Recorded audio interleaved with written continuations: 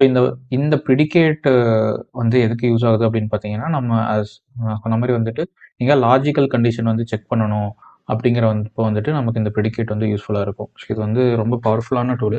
I think already நம்ம stream ஏபிஐஸ்ல வந்துட்டு இந்த ஆல் ஃபங்ஷனல் இன்டர்ஃபேஸோட யூசேஜ் வந்து யூஸ் பண்ணிட்டு தான் இருக்கும். மேபி அதோட இம்ப்ளிமெண்டேஷன் வந்து இதுதாங்கிறது தெரியாம இருக்கும். Okay. So let's see the example. இங்க பார்த்தீங்கன்னா, ப்ரிடிகேட்டுக்குள்ள நம்மகிட்ட ஒரே ஒரு அப்ஸ்ட்ராக்ட் மெத்தட் இருக்கு. டெஸ்ட்ங்கிறது. நீங்க இது என்ன அக்செப்ட் பண்ணுதுன்னு பார்த்தீங்கன்னா, ஒரு 1 பாராமீட்டர் வந்து அக்செப்ட் பண்ணுது. ஸோ டீங்கிறது வந்து பார்த்தீங்கன்னா, generic type. So it may be any type. இதோட கோட் எக்ஸாம்பிள் பார்த்தோம்னா உங்களுக்கு நம்ம புரியும்.